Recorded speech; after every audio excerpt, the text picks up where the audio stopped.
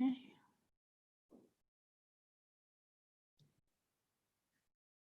Well, good evening. Welcome to the Tattered Cover Conversation with New York Times best-selling author Dan Hampton, and we will be talking about his book, Operation Vengeance, the astonishing aerial ambush that changed World War II. I'm going to hold it up. And I just want to say that I've known Dan for quite a while, and it's really great that he has another book, and I am especially interested in this book. So I just want to do some housekeeping. Tattered Cover stores are open. Colfax, Lodo, Aspen Grove. Check the website for hours. And the website's open 24/7, so you can totally order any books you want, and hopefully you'll order or stop by and pick up Operation Vengeance. As I said, Dan's a New York Times best-selling author of Viper Pilot, Lords of the Sky, Hunter Killers, The Flight, and Chasing the Demon. And during his 20 years of service in the United States Air Force, Colonel Hampton received 4 Distinguished Flying Crosses with Valor, a Purple Heart, 8 Air Medals with Valor, 5 Meritorious Service Medals, and a number of other citations. He's a graduate from the USAF Fighter Weapons School, USN Top Gun, and USAF Special Operations School, and you will see him occasionally on CNN, Fox News, MSNBC, discussing foreign affairs and military operations and intelligence issues. So I want to just welcome Dan. And I want to just say, tell us about this wonderful book. Well, thanks again, as always, for having me. I appreciate it. The book was a pleasure to write. I was happy to hear that you have a personal interest in it because of your father. Essentially what it's built around is the 1943 mission by the United States to shoot down and kill Admiral Yamamoto, who was the commander-in-chief of the combined fleet and also the architect of the attack on Pearl Harbor. So we had several reasons for getting this guy out of the way. We were only going to get one shot at it. There was only one type of airplane that could do it, and only one group of pilots that had that airplane in that area at the time. And that's what the story is about. It's about these guys, that mission, the history that surrounds it, and how they went out and got Yamamoto and shot him down. Well, like we were talking earlier, my dad was in Guadalcanal as a Marine. And so in reading your book, I was just really struck by the history and the step-by-step that you take us through this story. And I just want to say that it was just amazing because I felt like I was getting part of my dad back that I didn't know about. You know, because he wasn't really talkative about his war years and his Marine Corps years. And I think you probably find that in your research all the time with veterans.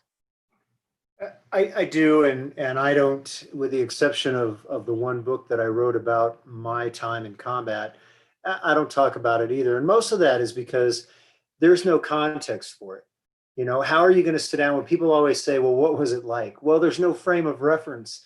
Fortunately for most people, they don't have anything to compare it to. So it really doesn't do much good talking about it unless you're speaking with another veteran.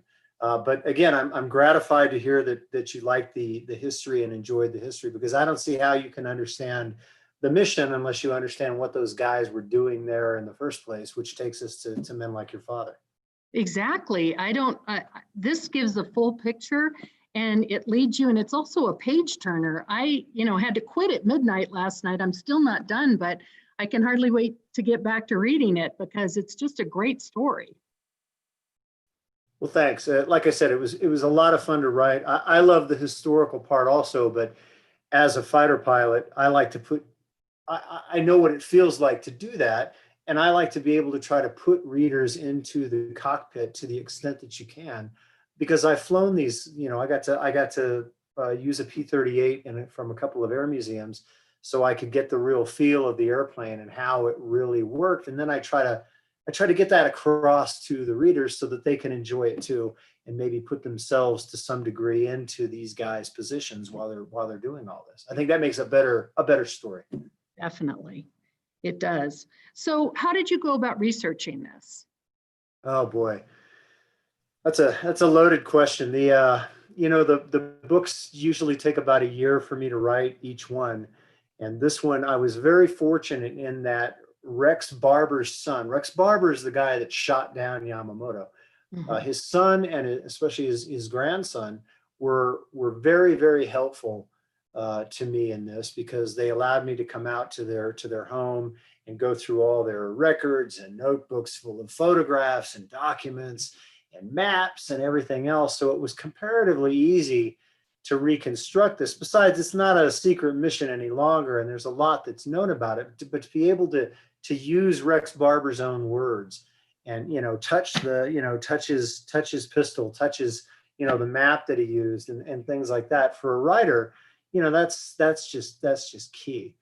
I also went down to the National Museum of the Pacific War in Fredericksburg, Texas. If anybody happens to be going through Fredericksburg, I don't know why you would. It's a charming town, but kind of out of the way. I'd recommend it. It's a class act, and they've got lots and lots of things that were of big use to me, as well as the museums. Like I said, the museum here in Colorado Springs, and then the Erickson Museum in Oregon, were both very helpful to me with P-38s and subject matter sort of knowledge, so I could put all this together.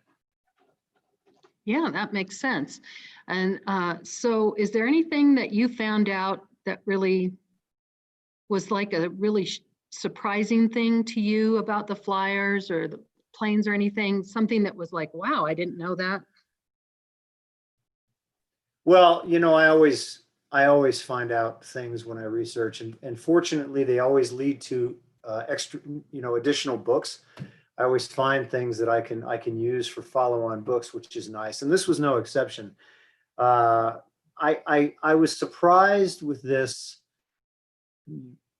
Not really surprised, because I had to remember what it's like coming back from a war. The last thing you want to talk about is a war when you've come back from one.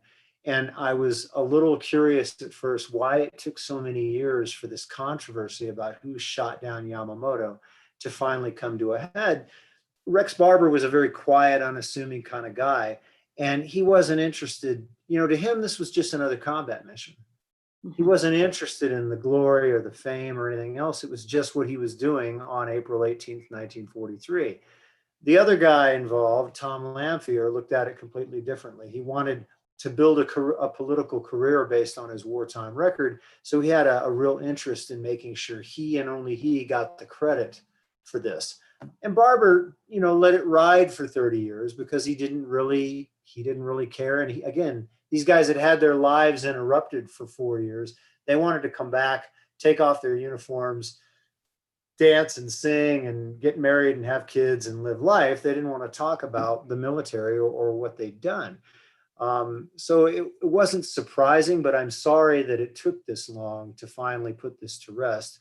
I think you'll find when you finish the book that I have put a nail through the controversy, so to speak, and there's no way that Tom Lamphere could have shot down Yamamoto, and the sole credit then should go to Rex Barber.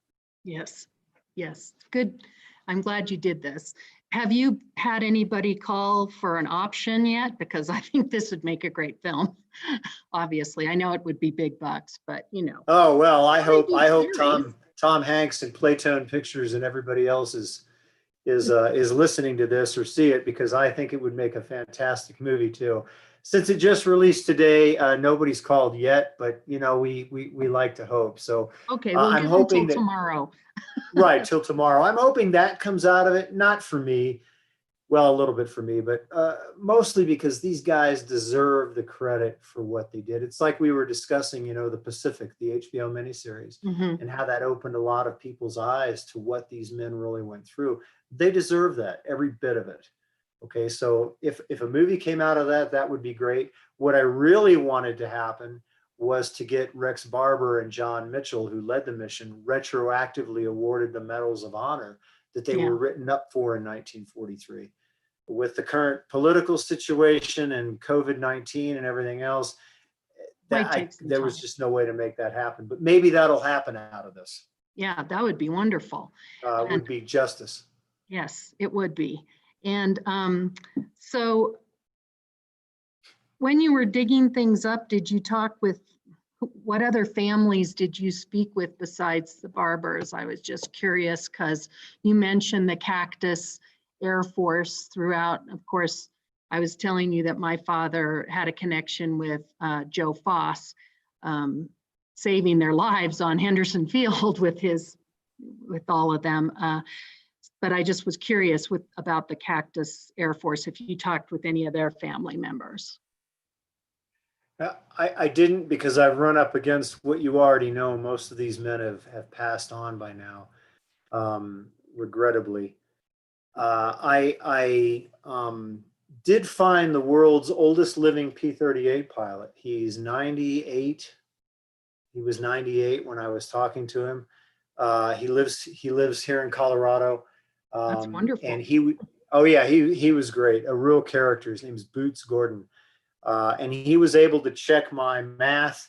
And, in the cockpit scenes in the book, like I said, I was lucky in that I got to be in the P-38 and get accustomed to the switches, but I wanted a World War II veteran of that model airplane to look at it and say, yeah, this is right or this is wrong. And he caught me a couple times and said, no, we didn't have that, or we wouldn't have said that, or whatever. And most valuable is, he told me what I wanted to write into the book, which is what it smelled like, what it felt like. I find that when I write about cockpit scenes, like I did in The Flight with Charles Lindbergh, smell is very evocative.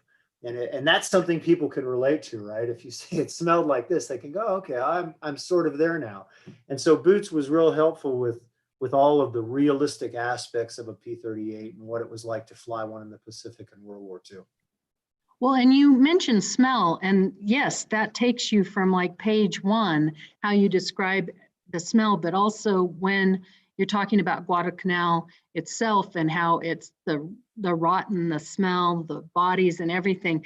Boy, it does take you there. It's like you can almost imagine it, but you really don't want to. No, you don't want to. And again, thank you for saying that. That's very kind. I unfortunately have been on a few battlefields and they all tend to smell the same. I've also been on a few Pacific islands and they all tend to smell the same, rotting coconuts and that sort of heavy, salty sea air. But I tried to put that in right from the beginning, just so people would feel like they were really there and get into the story. Well, I think you did a remarkable job. I certainly was drawn right in, and God knows I know nothing about flying, but it just led me right through into the story. And again, it would just, it's a great book and it would make a really good film or series. Oh, good. Keep saying that. Keep saying that. And you can get it at tatteredcover.com or just calling the Tattered Cover bookstore in Denver or coming by. I have to put that in because everybody should be reading this. Thank you. And mention Amazon and Barnes and Noble too. I can't because I'm with the Tattered Cover. Oh, of course you can. Well, I just did. Sorry about your that. indies. But anyway, so any other people that you talked to that kind of impressed you, or the museum experience? Were you able to listen to any oral histories or, researching? I did. I listened to as many oral histories as I could find. One of the most helpful is on file down in Fredericksburg, and it was by the only Japanese fighter pilot who was involved on the other side of this mission to have survived the war. And in the 80s, the museum in Fredericksburg brought him to Texas to meet Rex Barber and John Mitchell. So, 40 years before they'd been fighting over Bougainville, and now they're together having a drink in Texas. But they took a transcript of his interview, and it was very useful to me to have his very poignant, very punctual, exact recollection of that incident from the other point of view, and cross-check it against what I'd learned from John Mitchell and Rex Barber, from their point of view. And it all worked out. There's some minor differences as to be expected, but in the main, it worked out well. And he was the one who was able to say, hey, look, from start to finish, this whole incident lasted 2 minutes. From the time we saw the P-38s to the time Yamamoto's bomber went into the jungle was 2 minutes, maybe even a little bit less. And that just shot Lanthier's claim right out of the water. So when I started from it, and every fighter pilot can reconstruct dogfights, we're Sure. trained to do that. I worked backwards from that point, did all the math and all the geometry and everything, and there was just no way anybody other than Rex Barber shot this guy down. And Kinji Yanagiya, that was the Japanese Zero pilot. He was, again, his transcript and his testimony was key to nailing this. Interesting. That is interesting. And it just goes to show doing oral histories is still vital for any veteran, Vietnam, Korea. It's important to get that down. Oh, it's vital. You know, there's so many good books about Guadalcanal. I think Richard Frank probably wrote the best one. Although there are some other ones. I used Joe Whelan's Midnight in the Pacific. Very dog-eared, very underlined and highlighted. And all of that's fine, but when you get a primary source, like an interview transcript from somebody who was there and remembering it, it's the best that it can be. And they were invaluable. And I couldn't believe, well, reading it, I keep thinking, God, my dad went through all this with the mud and the bugs and the constant, threat of being shot on the field or wherever. And I just don't know how those guys did it. I mean, it just reads like no free minutes, and I know that they did have free minutes because my dad would tell me about the pet monkey or whatever, but it's amazing to me. It just really brought you right into the war on that island. And I just wondered about any other surprises that you came up with when you were doing this book that were, maybe shocked you a little bit or made you think. It didn't really shock me, but it always makes me think because I'm always shocked. Oh, I am shocked. I'm always shocked at how much I don't know about something that I think I should know about. And yeah, I could tell you before this book the general dates and purpose and results of Guadalcanal, but when you dig into it and you get the true stories that were involved in this, and you realize that at that time in 1942, this was 1943, but Guadalcanal, the main battle was in 1942. Everything was still up in the air. 1942 was a very, very grim year for the United States. Our industry still hadn't kicked in completely. There were a lot of people that still weren't really behind the war effort, believe it or not, for the first 6 or 8 months. I love the social aspects of all of this. I find out that then as now, there were race riots, there were protests against the war, there was this, there was that. I love history because it always makes me feel better about our own time, right? And there was a lot of that going on in 1942, more than I had believed at the time. There were a lot of people that still weren't completely behind our fighting in World War II until after Guadalcanal, was ongoing, and people began to see that this is the Alamo, this is the line in the sand, this is where we say to the Japanese, you're not going any farther. We're going to fight here and we're going to die here if we have to, but we're going to stop you here. And they did. Men like your father, these were very tough guys. They were born in the 20s generally, and they were raised during the Great Depression, and then they get a world war thrown in their face. These were not soft, cupcake type people. They were very, very tough. And thank God for it, because if it hadn't been for that, who knows what would have happened on Guadalcanal, right? Yeah, exactly. Who knows for sure. That's true. So any questions that have come up with talking with people that you think people might want to know about? Questions about the book, your writing. Everybody seems to like it, which is, again, gratifying. I wrote a book a few years ago called Chasing the Demon, and it was controversial because it proposed that Chuck Yeager was not the first one to break the sound barrier. and you get on the other sides of people who are dead set, that he did it, he had to do it, you're all wrong, you're full of it and whatever. This book doesn't really have any of that controversy, which is kind of a nice change. I think people are drawn to World War II and struggles like this. And they tell me this because this was one of the last black and white periods in our history, right? I mean, it was good versus evil. There Yeah. was no real, among the majority of the people, there was no real question that we had to do this. Every conflict since then, you could argue 3 or 4 ways, but not World War II. And I think that's why people enjoy it so much. And I think that's why they like the book. Mm-hmm.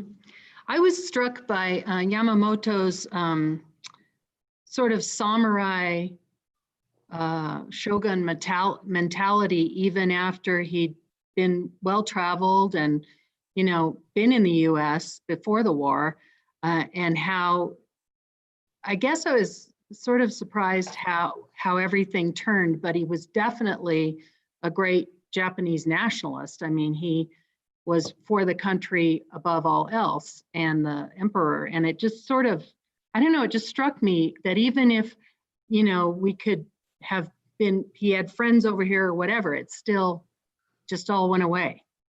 Well, yeah, and that's, it's a good point to remember. And it's not that outlandish. I mean, No, military officers are generally, well traveled. They're all well educated, but that does not in any way diminish their obligation to their country. no. I Right. spent 20 years more or less in and amongst different Arab countries in the Middle East. I know them. I know them fairly well. I speak the language. I lived there for, like I said, many years.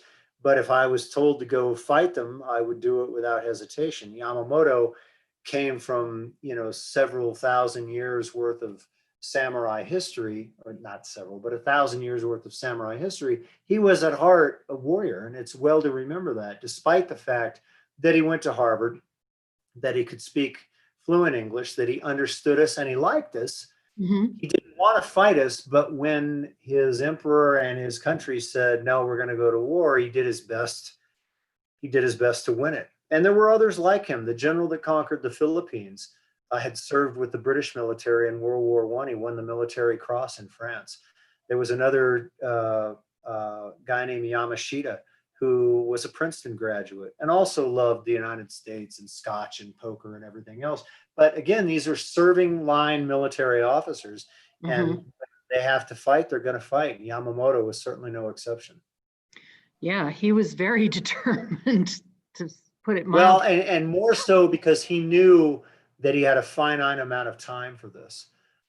He knew, and I think I put the quote in the book. To paraphrase him, he said, if you make me go do this, I'll run wild for 6 months or maybe a year. But after that, I give no guarantees, because he had hitchhiked through the United States. He'd Mm-hmm. seen the factories. He knew what we could do. And he also, which most Japanese didn't know, did not underestimate the spirit of the American people, which Mm-hmm. I hope in our current confusing, ambiguous time at the moment, people get, is that when Yes. push comes to shove, Americans will come together and do what they need to do. We saw this in our, recent past, that after 9/11, Mm-hmm. it was that in spades, after Pearl Harbor for most of the country. Yamamoto knew this, which is why he knew he didn't have much time to win, because he knew they would be overwhelmed if he didn't. Yeah, that's true. And I was also taken with what they thought about Americans. They kind of thought we were sort of just fluffy people that were not going to take it seriously. And they figured out soon enough that we did care. The soldiers cared when their buddies were killed. And that's, like you said, we came together and carried on, Yeah, they underestimated us and made mistakes just like others Mm-hmm. have done before and since. Sure. The British underestimated us in 1776, and the Germans would go on with the Japanese to underestimate us to their peril. The Arabs in the Middle East and others, and the Russians have done the same. And it never works out well for them because they fundamentally don't understand Americans, and they mistake internal chaos and dissension for a failure to focus outside the country when it's necessary. And we certainly can and certainly do that when we have to. Mhm. And again, Yamamoto knew that. The average Japanese didn't know that, and they were going to believe what they were told. And Yeah. you have to remember that the army, the Imperial Army, was running Japan, not the Imperial Navy. And the Imperial Army and the Imperial Navy downright hated each other for the most Mhm. part. Tojo was an army general, and he despised the West and the United States because he didn't understand us. And down deep, I think he was afraid of us. So of course they're going to say we're effete, we don't have the spine for war, despite the fact that they saw what we did in World War I 20 years earlier. Mhm. You know, and the fact that it was the United States that helped propel Japan out of the feudal Stone Age, you know, more or less back in the late 1800s. Mhm. So it's a fundamental misunderstanding, and it cost them dearly. Yeah, it did. And you would Uh, see this repeated throughout the war. And in fact, to complete the circle here, that's how Yamamoto got killed. I mean, on Guadalcanal, some of those battles, the Japanese hubris and arrogance, you know, to think that with 1,000 men they were going to retake Guadalcanal, and the Marines just went through them like a hot knife through butter. And then, you know, they didn't protect Yamamoto over Bougainville because they figured we're 400 miles behind our lines. The Americans could never, would never get back here and get through all of us to shoot him down. And yet that's exactly what we did. Yeah, it's just really remarkable. And like you said, the Pacific is the show, the series was excellent. And I think Great this would be soundtrack excellent too. too. Yes, it does have a good soundtrack. So, so you said this took a bit longer to write. What is your writing? What do you do? Do you get up in the morning and write, or what? How do you go about that? Well, I guess it depends on the time of year. I tend to write better in the wintertime when it's, you know, when we're in Colorado in the winter, um, you know, which is nice. You know, it snows a lot. It's cold. It's good to stay inside by a fire and write and that sort of thing. You know, typical writer stuff. I Mhm. find it harder to write when it's beautiful outside Yes. and I could be out on a horse or something. But I will get up and I will generally work for 3 or 4 hours in the morning, and then I'll take a break for the next 3 or 4 hours and go do other things, and then I'll try to come back in the early evening and do a little bit more writing. Usually at night I'll do research for an hour or so, and then that's what I will write the next morning. So I'll Mhm. try to get some research done, and I'll have it all. I still write it all out on legal pads, just so there's no danger of ever plagiarizing, and I put everything in my own words.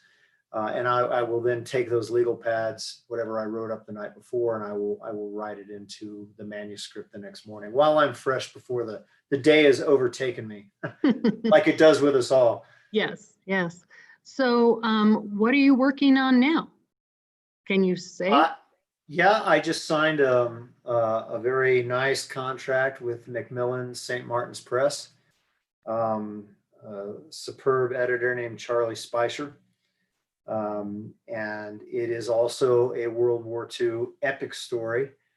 I can't go into a whole lot of detail about it, but it is about one man and his remarkable, it's a good way to put it, his remarkable life and times behind enemy lines during World War II for a while.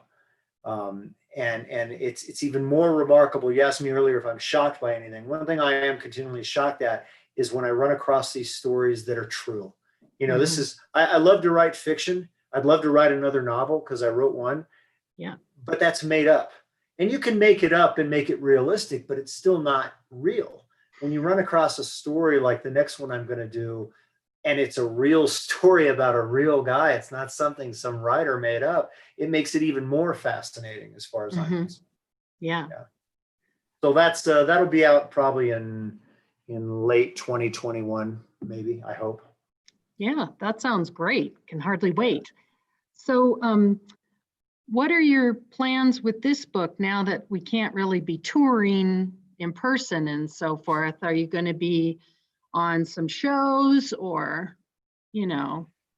That's an excellent question. This is the strangest book release I've ever had because, you know, it usually entails a very nice week, you know, in New York and Chicago and other places, uh, doing TV shows. I've done Fox and MSNBC and CNN. I mean, all of them, and it's a lot of fun. It Mhm, really is.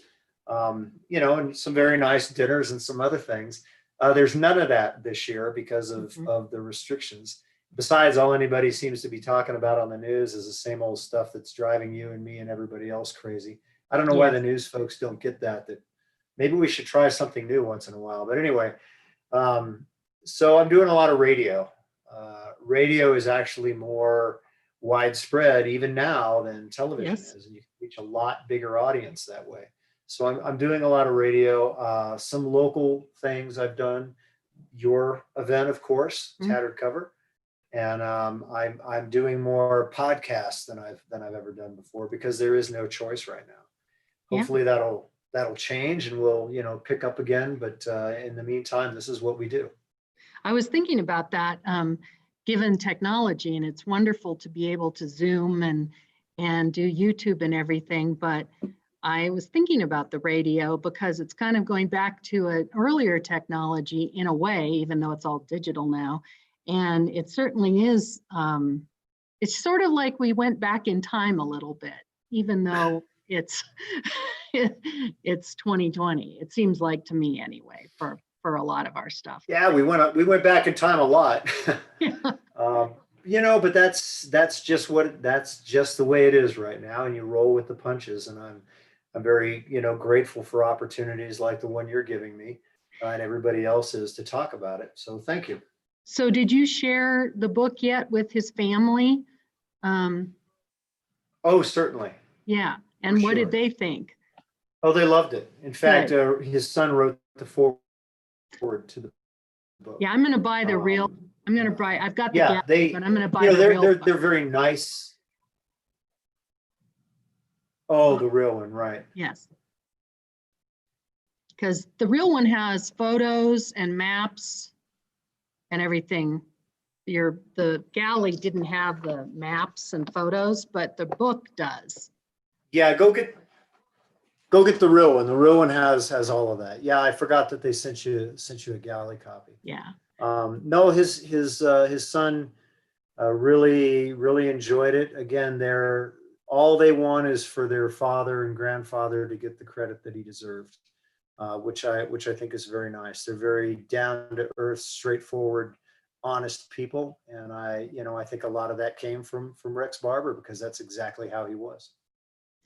Well, that sounds great. So, do you have anything else you want to add?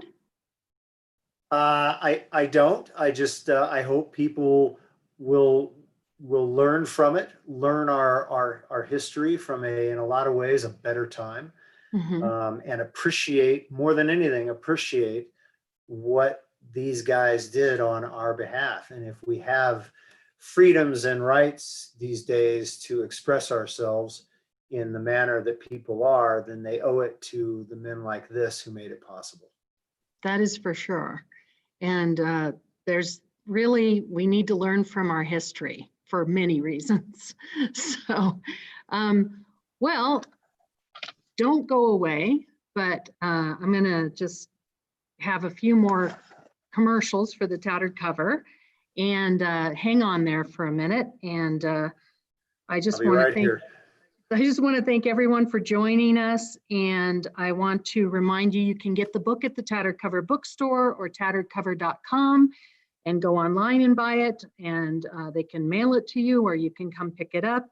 Again, it's Operation Vengeance. And we really look forward to Dan's next book next year. There's in upcoming events, we have a live stream with Emily Levesque about her new book on August 13th at 5 o'clock, and she'll be in conversation with Paul plate, and that'll be all about the stars and space, and really fun for that. And I will just let everybody go. Thank you so much for watching, and we'll end now.